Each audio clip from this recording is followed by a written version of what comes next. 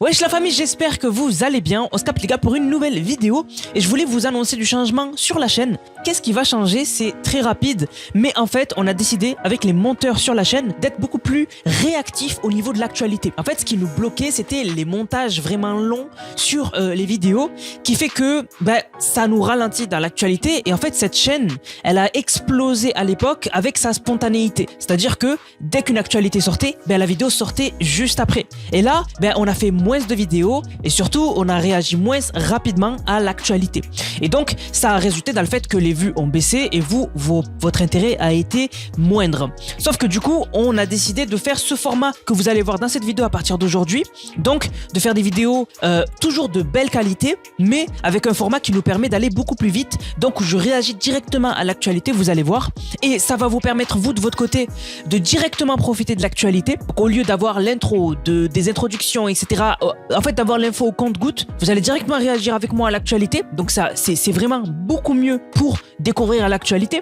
Ensuite ça va nous permettre d'être beaucoup plus réactifs. Donc vous aurez l'actualité beaucoup plus vite sur cette chaîne. Et ça va permettre à la chaîne d'être beaucoup plus proche de vous. Le montage ça éloigne le spectateur du créateur. Alors que quand on réagit et on parle beaucoup plus ensemble et que vous voyez ce que je vois, ça nous rapproche. Et j'aime beaucoup ce format. Donc à partir d'aujourd'hui ce sera ce format mais qui encore une fois garde une belle qualité sonore et visuelle. Donc je pense que ça va vous plaire. N'hésitez pas à me dire ce que vous en pensez dans les commentaires et sans plus tarder, on est parti.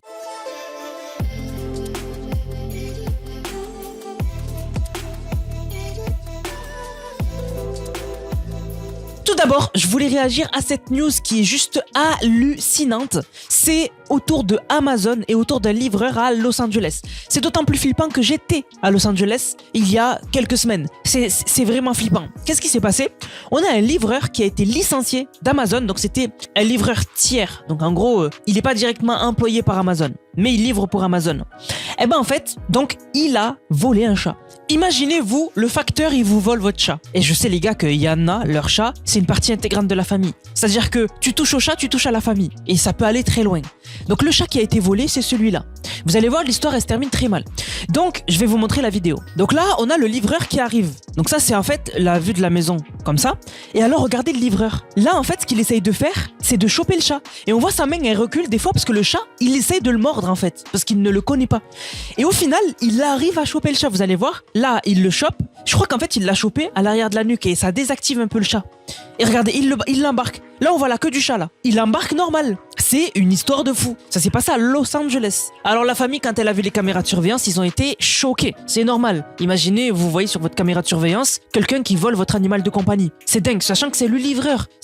On peut même plus faire confiance au livreur. Et alors, le pire, c'est que le livreur n'a pas voulu dire où est le chat. Parce qu'en fait, ils l'ont pas retrouvé. Il a volé le chat, il a été licencié. Et on nous dit, une mise à jour de CBS Los Angeles a confirmé que les détectives avaient depuis interrogé le conducteur qui se serait excusé mais aurait refusé de dire aux autorités où se trouve le chat. Piper, donc c'est le nom du chat, est toujours porté disparu et le bureau du procureur du comté de Los Angeles examine actuellement si des accusations seront déposées. Non seulement il a volé le chat, il n'a pas eu une sanction de fou pour l'instant et en plus il veut pas dire où est le chat. Imaginez, il a fait quelque chose d'irréparable. C'est dingue. Vraiment cette histoire moi elle m'a choqué, pauvre chat. Mais vraiment pauvre chat, moi j'adore les animaux moi. Moi vraiment j'adore les animaux. J'en ai pas mais j'adore les animaux. Voilà. Justement, j'en ai pas parce que j'ai pas envie de prendre un animal, parce que c'est pas un jouet. J'ai pas envie de prendre un animal et de pas pouvoir être tout le temps avec lui et etc. Donc c'est pour ça que j'ai pas d'animal. Je préfère pas prendre d'animal plutôt qu'en avoir un, mais selon mes caprices, ne pas pouvoir être tout le temps avec lui. Comme je voyage souvent, souvent le mettre dans des centres d'accueil et tout. Non, je préfère pas. Mais vraiment, c'est trop triste. Maintenant les gars, on va parler de Clair Obscur. Donc c'est ce jeu que vous voyez là, si vous le connaissez pas, c'est un jeu français, voilà, qui a raflé toutes les récompenses cette année des jeux vidéo. Voilà, il a gagné le jeu de l'année, donc au Game Award. Et donc, Clair Obscur a été disqualifié de récompense pour quelque chose qui a fait vraiment parler sur les réseaux sociaux. Donc, la réputation de Clair Obscur, elle est plus à faire. Hein. Ils ont gagné 9 récompenses au Game Award. Le jeu de l'année, tout. La direction artistique de l'année, des trucs comme ça, vraiment énormément de récompenses. Donc, c'est un jeu de Sandfall interactif. Donc, c'est un jeu indépendant français. Et donc, avec toutes les récompenses qu'ils ont gagnées, on s'est dit que ces récompenses-là, donc des récompenses des jeux indépendants, ils allaient les rafler. Et alors, ils ont été disqualifiés. Et on nous dit, la raison n'est pas liée à sa production ambitieuse ou à son éditeur, mais à une déclaration jugée incorrecte lors du processus de nomination. Un représentant de Soundfall Interactive avait affirmé que le jeu n'avait pas utilisé d'IA générative durant son développement. Ce qui s'est révélé faux. Ils ont utilisé de l'IA générative dans la production du jeu. Et donc, ça, chez les récompenses des jeux indépendants, ça les disqualifie complètement en fait. Le studio a confirmé le jour même de la cérémonie que certaines images générées par IA avaient bien été utilisées en production. Pour les Indie Game Awards, la règle est stricte. L'événement applique une politique de tolérance zéro par rapport à l'IA générative. Et toute infraction entraîne une disqualification automatique. Même si les organisateurs reconnaissent que les éléments concernés ont depuis été retirés du jeu via une mise à jour, ils estiment que cela ne change rien au non-respect du règlement initial. Les prix retirés ont donc été réattribués. Sorry We're Closed récupère le trophée du meilleur jeu, tandis que Blueprints hérite du titre du jeu de l'année en tant que jeu indépendant. Donc en fait, ils ont utilisé de l'IA générative pour leur production. Ça a été depuis retiré du jeu, mais de base, le jeu a utilisé de l'IA générative et donc c'est complètement disqualifié. Mais ça a divisé, parce que les gens ont dit, déjà, de base, Clair Obscur, il devait pas gagner autant de récompenses, surtout pour des jeux indépendants, puisque Clair Obscur, pour beaucoup de gens, n'a rien d'indépendant. Comme je vous disais, le jeu a remporté pas moins de 9 récompenses au Game Awards, dont celle du meilleur jeu indépendant. Un choix qui avait déjà suscité de nombreux débats. Certains joueurs et observateurs estiment depuis des mois que le projet, au vu de son budget, parce que généralement les jeux indépendants, c'est des petits budgets, c'est des petites équipes, et c'est très compliqué, et ça fait pas énormément de ventes, même si ça marche. Voilà. Là, on a un énorme budget pour le jeu, il y a une envergure artistique et un succès commercial qui dépasse largement ce que l'on associe traditionnellement à la scène indépendante, avec plus de 5 millions d'exemplaires vendus à travers le monde et une reconnaissance institutionnelle allant jusqu'aux félicitations publiques du président Emmanuel Macron, Clair Obscur occupe une place à part. Voilà. Vraiment, moi, je me suis jamais douté au début que c'était un jeu indépendant. J'avais même l'impression qu'il avait même été subventionné par Sony pour sortir. Parce que, pour moi, il était énorme, le jeu. Donc voilà. Donc du coup, ils ont perdu de récompenses à cause de l'IA. Voilà. Et moi, je trouve ça débile, puisque moi, personnellement, j'ai rien contre l'IA. Et au contraire, l'IA va de plus en plus être utilisée dans les jeux vidéo.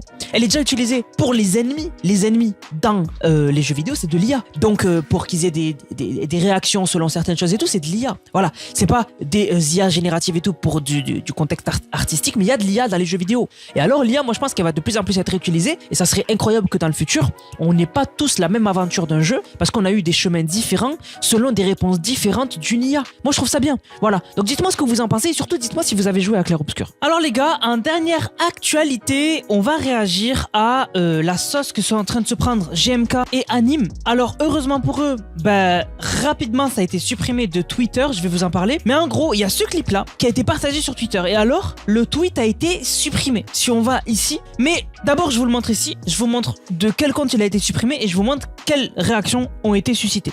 Donc c'est parti, c'est ce clip-là de la dernière vidéo de GMK. C'est vraiment des bonnes personnes, je trouve. Ouais, de ouf. Parce que les animaux, je trouve que c'est tellement plus pur que les êtres humains. Écoutez bien. Je suis plus triste pour un chat qui meurt que pour un random qui décède. Ouais, non c'est vrai. Mais bien que je ne souhaite pas la mort de qui que ce soit, ça me touche plus. Et en plus les gens, tu vois, ils sont mauvais, ils sont intéressés, ils sont vicieux. Tandis que les animaux, ils t'aiment, que tu sois beau, que tu sois moche, que t'aies de l'argent, que t'aies pas d'argent, que tu sentes bon, que tu sentes mauvais. C'est vrai. Tu vois. Et c'est pour ça que c'est souvent... fidèle. Genre il va jamais avant moi, il va dire ah vas-y. C'est ça. Tandis que nous, frère, je t'explique, si demain moi j'ai plus un euro, frérot, la moitié des gens que je connais vont me dire d'aller me faire frère. J'avoue que je sais même pas s'il te rappelle le prince.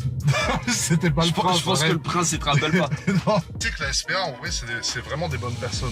Alors moi, ça m'étonne, mais vraiment ça m'étonne, Ouais. ce que dit GMK à un moment. Il dit que s'il a plus d'argent, la moitié des gens qu'il connaît, ils vont lui dire va te faire. Mais pourquoi il fréquente ces personnes? Enfin c'est dingue, moi perso, ça me choque. Parce que, je sais pas, en plus il avait déjà parlé beaucoup de fois de son entourage et il disait qu'il avait un entourage fermé, où il a pas n'importe qui dans son entourage. entourage, ben, ça me choque que des gens de son entourage ne comptent sur lui que par rapport à sa fortune. Normalement, ben, moi je sais que la plupart des gens que je connais, que je sois à la rue ou pas, ils me parleront toujours et non, ils feront tout pour que je sois jamais dans la rue, tu vois. Donc ça m'a étonné. Mais ce qui a fait le plus parler, c'est ce qu'a dit Anime. Donc Anime, à un moment, il dit « Je suis plus touché par un chat qui meurt que par un humain random qui meurt. » Donc un humain random, genre un humain au hasard. Voilà, un humain au hasard qui meurt, ça me touche moins qu'un chat qui meurt. Alors ça fait beaucoup parler. Alors si le tweet de base, c'était un tweet de La Capuche off. Sauf que il l'a supprimé. En fait, il s'est pris une sauce tellement énorme qu'il a supprimé son tweet. Et donc, il y a des gens qui avaient répondu. Bon, en fait, son tweet, c'était le clip que je vous ai montré. Et donc, on a par exemple Marvel Fitness, très connu, qui avait répondu à la vidéo donc de Anime et GMK où Anime dit que il est plus touché par un chat qui meurt que par un random qui meurt, un humain au hasard. Et il a dit, lol, il vient de dire F au Congo, la Palestine et le Soudan. Et je pense pas. En fait, c'est nuancé. Bon, bref, il continue et il dit, juste pour être précis, il dit être plus triste pour un chat qui meurt que pour un humain. Il parle pas de son chat, mais des chats en général. Après, moi, je m'en fiche, juste faut comprendre la dinguerie qu'il sort, c'est vrai. Anime, il parlait pas de son chat, il parlait des chats en général. Il disait un chat, il a pas dit mon chat, il a dit un chat. Il est plus touché par un chat qui décède que par un humain qui décède qu'il ne connaît pas. Alors, moi, je pense pas qu'il s'en fiche du Congo, de la Palestine, du Soudan, pas du tout. Je pense pas du tout et je pense que il soutient ces causes-là sans problème. Mais c'est par rapport hors Palestine, etc., hors choses horribles comme ça qui se passent dans des parties du monde. Il dit que quand dans un fait divers, il voit que un chat est mort, écrasé, par exemple, et que les propriétaires ont pleuré, etc., et qu'il voit dans un fait divers que quelqu'un est décédé, que la famille a pleuré, il est plus touché par le fait divers du chat. Personnellement, je trouve ça bizarre. Voilà. Moi, personnellement. Parce que, moi, personnellement, quand je vais regarder des faits divers, que je vais regarder, lire le journal, ou lire des articles pour mes vidéos, je vais toujours 1000 fois plus être touché par un humain à qui il est arrivé un truc triste, même si je l'ai jamais rencontré, que je le connais pas, des fois c'est des trucs tristes, que si j'en prends que un chat ou un chien a été... En fait, les deux me mettent mal à l'aise, parce que c'est une vie de perdu, les deux me font mettre mal à l'aise,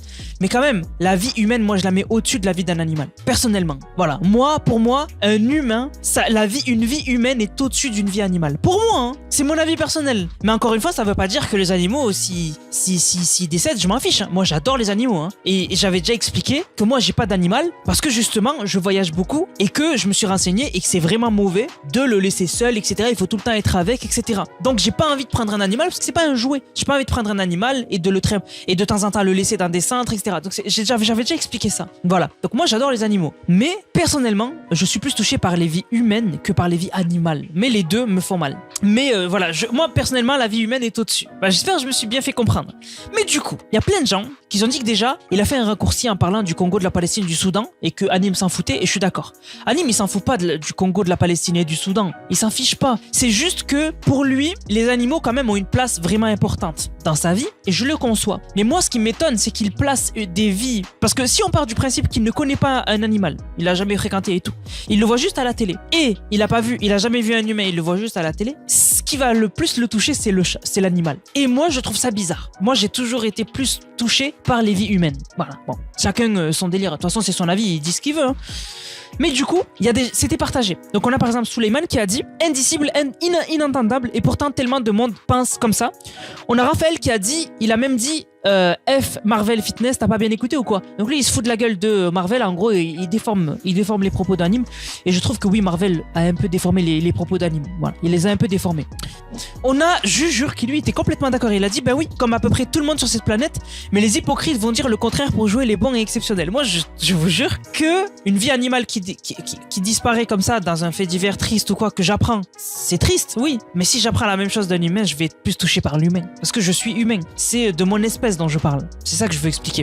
Et il y en a qui ont mal compris. On a par exemple Captain Rondo là qui a dit je serais plus triste si mon chien meurt que si des personnes que je ne connais pas mourraient d'un accident de voiture.